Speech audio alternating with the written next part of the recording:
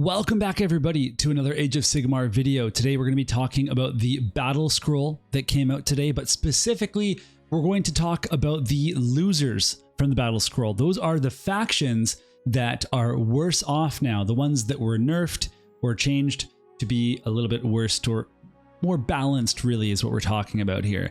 And so I decided to split this video up into a winners and a losers because I want to spend time thinking about what actually happened to these factions. I don't want to just do like a live react reading through the Battlescroll because I think that would be a super long video and I don't think I have that much knowledge to just be able to rattle it all off the top of my head. And so what I've done is I've taken some notes that I have on my phone here and I've read through the Battlescroll myself. I've kind of gone on to some of these factions Reddits or like Discords and seen what people are saying, and just to make sure I have an informed opinion. And if I get anything wrong or miss anything, you can let me know. But if you wanted a quick summary of who lost this Battlescroll, then this video is going to be that summary.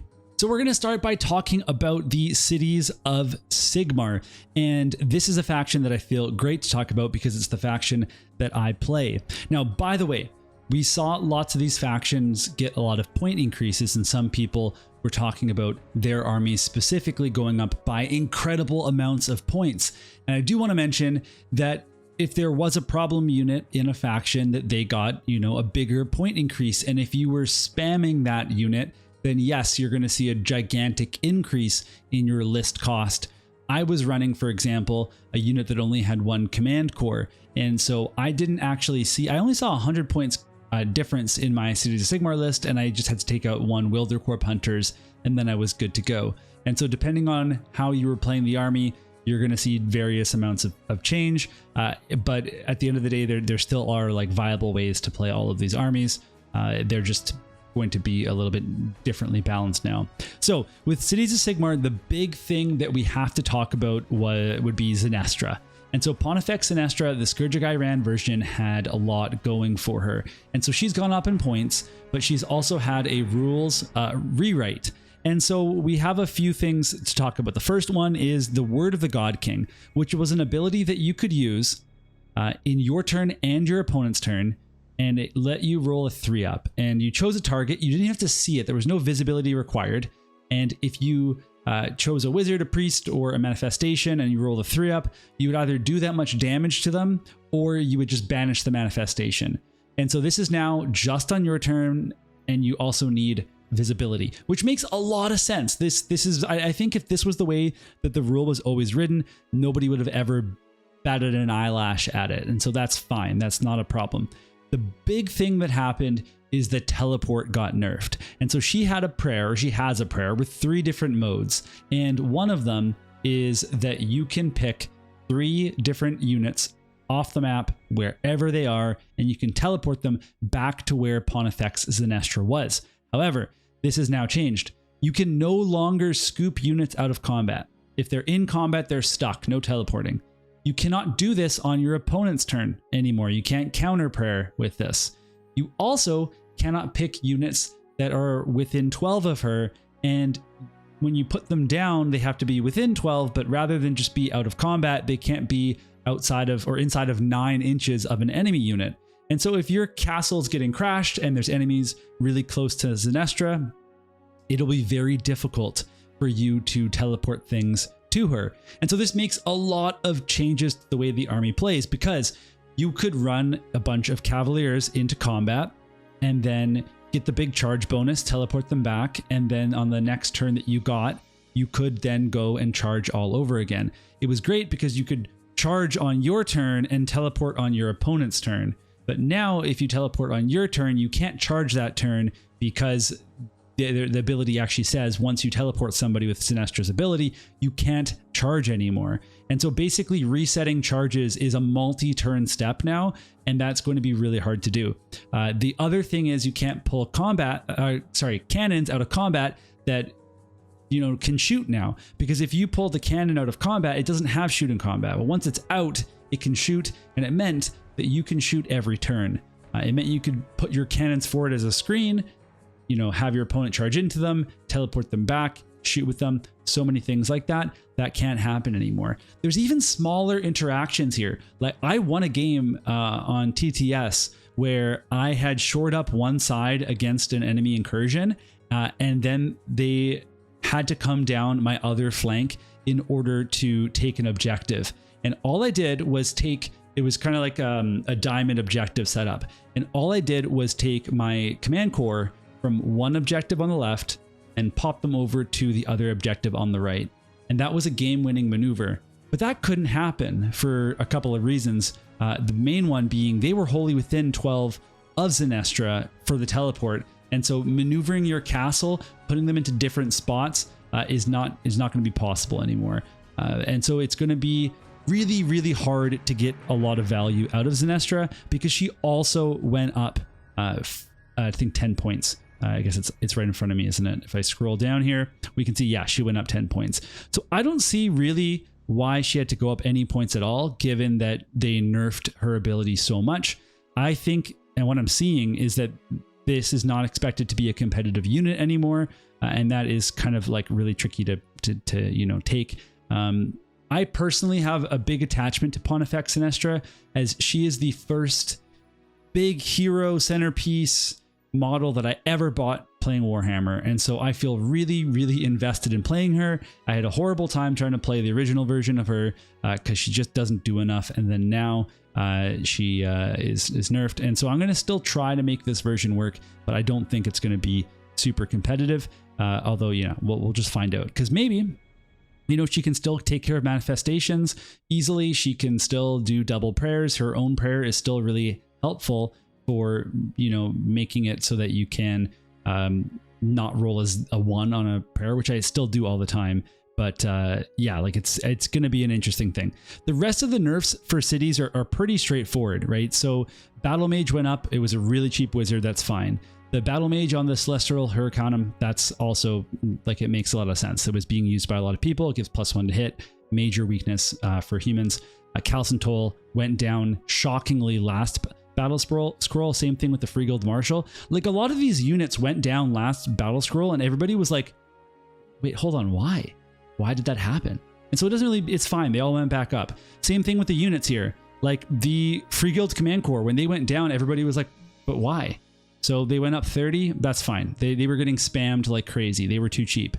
The ones that don't make any sense were the Free Guild Steel Helms. I don't know why they went up 10. That doesn't make any sense to me. And then the hammers, the poor Dwarven hammers did nothing. No one's playing them. They're really good, but they weren't being played. It's a complete drive-by for no reason. That one was baffling. I don't understand that. We also should very quickly mention that the Veteran Cannoneers battle formation went up. This is the one that let you shoot with cannons and then re-roll their hits or their wounds or their damage characteristics. And so it's really good with 3 cannons, and now it costs more points. But also you don't have the maneuverability of Zenestra. We also saw Cosmopolitan Leader go up, and that also, again, is being heavily used. It gives +1 to wound for 3 human units, which is something that humans are really bad at wounding, and so that was a pretty massive auto include. And then the Brazier of Holy Flame finally sees a point increase, and that kind of makes sense as well, because it allowed you to bring back up to 3 command core models in one go, and you could do it on any turn as long as they weren't in combat. And when you were spamming command core, it became very powerful. If you bring back 3 models to a command core, that's 9 wounds that you've brought back. If this didn't affect, like if this was only for 1 wound models, then there wouldn't be any points. If it brought back 3 Fusiliers or 3 Steel Helms or Wildercorp Hunters, we wouldn't care as much, but it does bring back a lot of models. So at this point, I think cities is still like quite fine. They still have a lot of good models, and we've seen that these Scourge of Gyran additions in the battle formations, in the heroic traits and the artifacts and the all this stuff, it all helps the army, and so the army is still fine. It's just not going to be as oppressive. The win rate for this army is probably going to go pretty far down, but the top players of Cities of Sigmar are still going to win with this army. Okay, I'll try not to talk quite as long as other factions because I did want this to be a concise summary video, but the Kharadron Overlords also got some pretty massive nerfs, and they got hit not only via points, but also via rules. So some of the things, for example, Sky Vessel cover. If you're by one of your big ships or by a ship, you get, your opponent has -1 to hit you. That's gone if you charge. And that makes sense. If you're being aggressive and you're trying to wipe them out, you can't also just keep your defensive buff. So that was fine. Okay. The other thing was, if you had a frigate and it charged, it could bring a bunch of units with it. And whatever units it brought with it on the charge all got strike first. Now only one does. There was the Celestium Burst Grenade, which would turn off wards, and you could do this on all of your shooting phases. You could pick a model or a unit, and you could turn off the wards for it. Super powerful, because some units just melt if there's no ward roll there anymore. This was once per turn, it's now once per battle. They also made it so that the Sky Vessel upgrades from Scourge of Ghyran now count as the regular Sky Vessel upgrades. Because they had separate names, you could take one of each. And everybody was very confused by that when the Battletome came out, and they were certain it would be errated, that you could only take one Sky Vessel upgrade, just like with every other enhancement, but it never did get errated, but now it has. And so now you can just take a single enhancement from various tables, just like you would with battle formations and heroic traits and artifacts of power. So there was also some point increases. So the Engine Master with Engine Harness allowed your boats to retreat or run and then still shoot, which was really powerful. So if somebody tagged your boat and they wanted to shut off like shooting or something, that made it so you could get out of there. We also saw points increases here for both the gun haulers, for the Sky Wardens, which is one of the most spammed units ever for KO, and then the Von Grimm, the new units from the Von Grimm Salvagers and Harpoon Crew, both of which people were commenting on release seemed really cheap and expected them to go up. So I think the points here all kind of makes sense, especially with the Sky Wardens. It makes a lot of sense, and it was only 10 for the Sky Wardens and 20 for the other ones. But the problem is the combination of all of these things.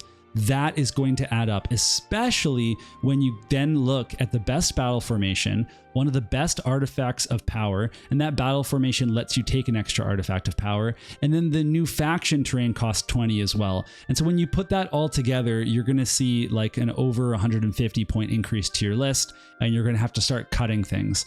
And so this is a pretty heavy-handed nerf, and I thought maybe they couldn't have done all of this stuff at once, because all of these rules and all of these points increases are definitely going to make a big dent into a KO army. And I'm curious if any KO players there have any comments about it as well, but I do feel this is worse than the city one, in my opinion. Daughters of Khaine also saw some nerfs, not quite as much in terms of rules or anything, like it's all points here. And so we saw Krathusa go up, both versions of her, so the Scourge of Ghyran and the regular version. We saw the Slaughter Queen go up, the Blood Rakshine, but then just a lot of infantry. And this is a army that reinforces infantry. There's also the battle formation and the prayer lore, both from Scourge of Ghyran, that went up. And so this is going to make your army lose a model or two, or unreinforce a model or something along those lines. And so this was an overperforming army as well. And so this seems in line to make these changes. I don't know Daughters of Khaine well enough to comment on the changes, and so I won't just speculate. And if you have an insight onto why these specific targets were picked, let me know. I did try to research this, but I had a hard time finding online some people that were talking about this. Lumineth Realm-Lords were next, and they were also doing pretty well as of late in the tournaments, and so everything that saw play got nerfed. And so this includes like the Blade Lords, Alania, and Elithor, which have just been an absolute staple for Lumineth since release. And we even saw things like the Cathaler, Scenarii Cathaler went up, and that was pretty interesting as well. Because what we also saw, like the Blade Lords went up, the Scourge of Ghyran, Bannerblade and Light of Eltharion went up, and Sentinels went up, but more specifically, we saw that the Venari Battle Host and the Scenari Council battle formations went up. And the battle formations in Lumineth are very specific. And so if you want a battle formation that doesn't cost any points, you straight up have to have the Alarith or Huracan Temple units. And if you don't have those, then you don't really have an option. You just have to take a battle formation that costs points. The spell lore for the Scourge of Ghyran went up in points, which was really interesting because I didn't even realize that was being used competitively. And I need to do some more research on why that's so good. But if it was so good, then that makes a lot of sense of why the Cathalar went up, because a 90-point wizard would have been way too cheap for a spell lore that everything is unlimited and everything increases in power the more times that you cast it. And so you just need mass spellcasters. So if you want to focus on the lore of Prismatic Resonance, that means that you're either bringing Techless or you're focusing on stacking wizards, and you're going to have to cut some of your other units that will do other things in the army. And so this all honestly seems pretty fair for the most part, but it will make it harder to run a Lumineth list, obviously. But I still think Lumineth are in a good spot, and I don't think this is a huge reason to be concerned. And the Light of Eltharion is still rad as hell, and I ordered one and hopefully will be here soon. Fyreslayers saw a little bit of nerfs here, not as much as the other factions, but I just wanted to mention it because they don't get a lot of attention. But essentially, there's a list of Fyreslayers where you focus on stacking as many of these Magmadroth, like big fire lizard units as you can. And so we saw that the Scourge of Ghyran went up, but also the battle formation and the artifact of power went up, and it makes it more expensive to run one of these types of big monster armies. I don't know how impactful this is though.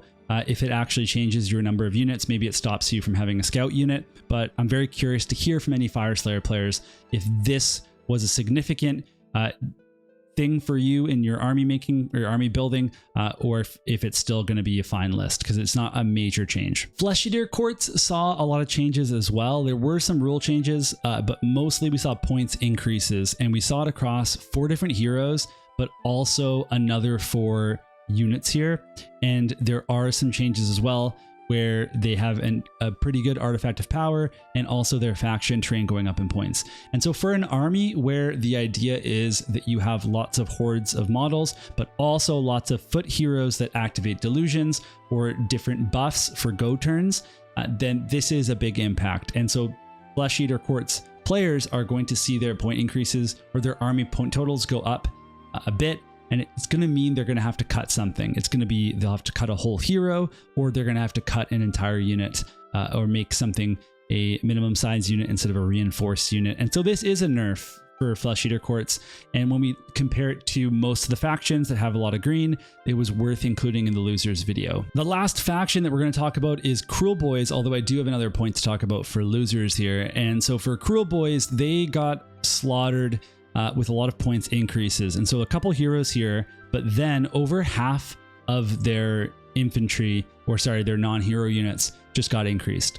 And so all of those things, again, this is another army that likes to stack a lot of models and bring a lot of bodies. And so that will now be affected. The more you stack, the more points have gone up.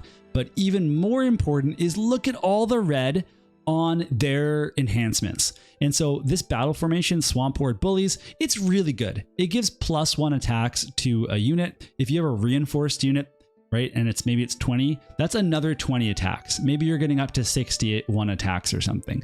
That's pretty significant. But then we see that 2 heroic traits have points. 2 artifacts of power have points. A monstrous trait has points, and a faction terrain, which is pretty freaking good for these guys, has points.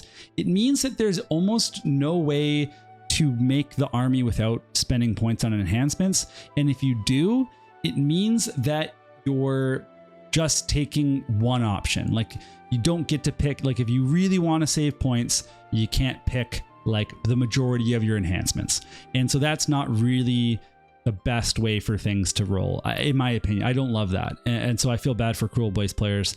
So really what it means though, because you do want these things, you do want these enhancements, you do want Swamp Horde Bullies, not just because it has a great name, but because it's a good battle formation. And that means that you're going to have to cut it somewhere else. And it's going to come out of you know, a unit of Kruleboyz monster killers or bolt boys or the marsh crawler slogoth. And I don't even know if they use that last one. They must, because it has the plus 10 points, but it's also a really sick name. And so the last thing that I wanted to talk about were the Regiments of Renown. And that's because 2 of them did go up, and specifically 2 very powerful and well or like often used, I guess frequently used ones. So Saviors of Cinderfall is just a staple order Regiment of Renown, and it went up 20 points, and that's fine. They're really good. They're actually better as the Regiment of Renown. They lose access to the Cities of Sigmar orders, which are good. They lose access to some of the in-faction buffs, but they gain buffs on, they have buffs and like a plus to save that doesn't exist in Cities of Sigmar. And so they're very, very effective as a Regiment of Renown in any order army. And then the Skyport Profiteers was just, as soon as it came out, all the top players knew right away this thing was good. And I mean, I was looking at the other Regiment of Renown with Drecky Flint thinking like, oh, cool, you can bring a big boat. That's going to be like the way to go. And then the actually good at Age of Sigmar players were like, you know, look down to the next one, because that's the one that's actually going to crush. And the reason is because you get a bunch of command point abilities. And so this little regiment here has incredible abilities. It can turn off wards, which we already talked about, is insanely powerful, but it just has a bunch of other abilities, including a teleport, some damage, and some other stuff. The teleport was the big one. It was, if you add this into your army, all of a sudden you can threaten so many angles for your opponent. It turns a deep striking, non-deep striking army into a deep striking army. And that is kind of, it's nice to have access to it, but it does kind of break the game in a way where, you know, you can't learn a matchup as well, because if these Skyport Profiteers are there and they're so efficient at the points that they were at, then all of a sudden you have to watch so many more things than you would have planned for playing against specific factions. And so this going up by 30, that makes a lot of sense. So that's it for the losers of the September 2025 Battlescroll. Now, I will be back probably tomorrow with my winners video, because again, I want to look through all these, and there's way more winners than losers in this Battlescroll, which is a good thing. But I have to actually do my research. I need to read through and summarize what's happened with the point increases. I don't want to sit there and read every single point increase, because that literally, you can do that. That doesn't help anybody. But I want to see how this might actually aid these factions and what we can expect from them. Even factions that didn't get massive point increases still got better because other factions got worse. And so that's something to consider as well. So let me know what you thought about this video. If you have any losers that I didn't mention that you want to add on, and you can mention that in the comments, or if I missed anything relevant for these factions that I did cover and you want to say, hey, Mysidia, you should have talked about this, mention it down below, and we can talk about it and I can learn from you. Okay, awesome. Thanks everybody, and we'll see you all soon in another video.